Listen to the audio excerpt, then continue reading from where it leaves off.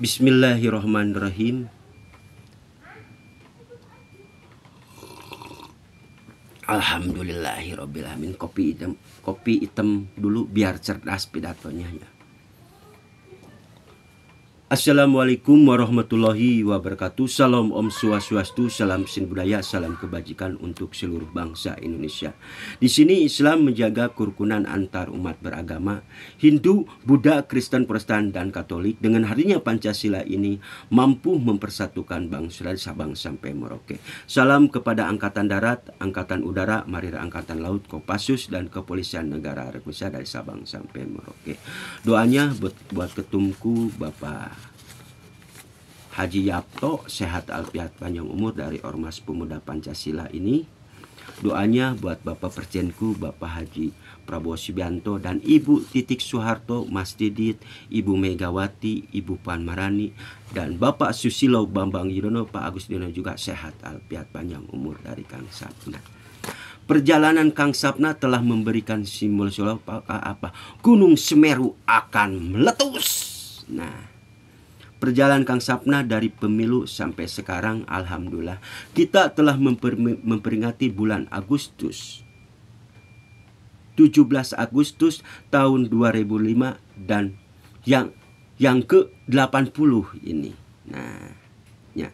Strategi Bapak Joko Widodo itu adalah menangkap ikan di dalam kolam di sini. Menangkap ikan di dalam kolam. Siapa lawan-lawan politiknya Bapak Joko Widodo? Nah, kita harus tengok busur panah ke belakang. Pak Gus Dur, masalah ijazah asli, ijazah palsu, dia dipenjara berapa tahun? Nah, di sini kejadiannya. Menuju busur panah ke belakang, sehingga Bapak Joko Widodo menaruh ijazahnya 2 tahun, yaitu strategi Bapak Joko Widodo itu adalah menangkap ikan di dalam kolam. Siapa lawan politiknya ini? Nah, yang pertama adalah Pak Rocky Gerung dikriminalisasi, Pak Anies Baswedan dikriminalisasi. Nah, Ibu Megawati dan Pak Hasto juga dikriminalisasi. Seperti Abraham Somad. Seperti siapa? Pak Hasto juga dikriminalisasi. Nah, yaitu kerajaan oligarki, nepotisme, ambisi, kekuasaan yang tersembunyi. Di sini titik masalahnya. Ya, kerajaan, nepotisme, oligarki, ambisi, kekuasaannya ini. Karena Gibran Rakabuming itu adalah anak haram konstitusi. Nah, sejauh mana Bapak Joko Widodo kenal dengan Pak Soekarno, Bapak Ki Hajar Dewantara, Pak Burhanuddin Lopa. Nah, di sini titik masalahnya Bapak Joko Widodo yang saya hormati. Nah, kenapa Gibran Rakabuming harus mundur? Karena melanggar ketetapan MPR nomor 6 tahun 2001 dan ketetapan MPR nomor 8. Tahun 2001 masih berlaku sampai sekarang. Apa ketetapan MPR nomor 6 ini? Pelanggaran etika kehidupan berbangsa. Jabatan presiden sorotan publik. Harus mundur tanpa ada kecuali. Ketetapan MPR nomor 8 itu apa? Rekomendasi kebijaksanaan pemberantasan KKN ini. Yaitu jabatan Bapak Joko Widodo menyalahgunakan demi ambisi, rakus, dan kekuasaan ini. Karena Gibran Rakabuming harus mundur dari wakilnya ini. Di sini titik masalahnya. Karena melanggar ketetapan MPR nomor 6 dan ketetapan MPR nomor 8. Yaitu sorotan publik ini. Nah, DPR dan MPR harus mampu mengembalikan kepercayaan publik dari mulai rakyat, para tokoh sembaya, para kiai ulama habib, dan mahasiswa, para purnawan TNI. Itulah sorotan publik.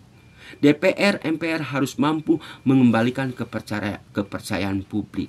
Nah, Gibran Rakabuming ini harus mundur dari wakilnya ini. Kalau Presiden Bapak Haji Prabowo dengan Gibran Rakabuming gelombang samudra akan lebih besar kepada Ibu Pertiwi ini. Mau dibawa kemana anak cucu kita ke depan? Nah, itu masalahnya. Ya.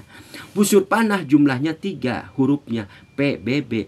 Pajak bumi bangunan ini harus menuju pendidikan gratis, menuju makan gratis.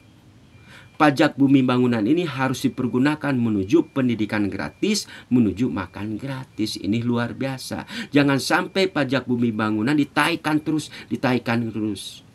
Sehingga terjadilah kegaduhan di daerah Bone. Nah, sekarang rakyat yang berkuasa. Nah, kedaulatan tertinggi itu ada di tangan rakyat. Karena kekuatan ini ada di tangan rakyat. Ingat, gubernur, bupati, wali kota, maupun alat negara, Anda terlahir dari rahim rakyat. Harus mampu melindungi rakyat. Di sini titik masalahnya. Ya.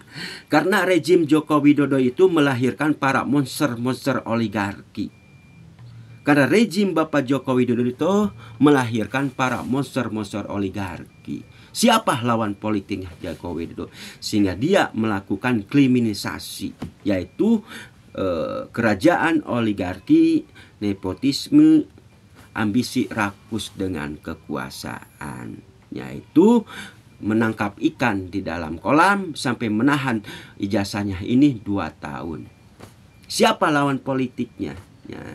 Ya, Kang Sapna tadi udah diucapkan. Mari kita sama menuju memperbaiki demokrasi dan konstitusi ini, jangan dijadikan alat mainan. Itu dari Kang Sapna, ya. Karena rezim Joko Widodo melahirkan para monster-monster oligarki, mengakibatkan rakyat yang tertindas, ya. Silahkan Anda pembangunan infrastruktur, tetapi jangan kau rusak demokrasi dan konstitusi. Karena rezimnya Joko Widodo adalah melahirkan monster-monster oligarki. Ya, itulah di sini titik masalahnya, ya.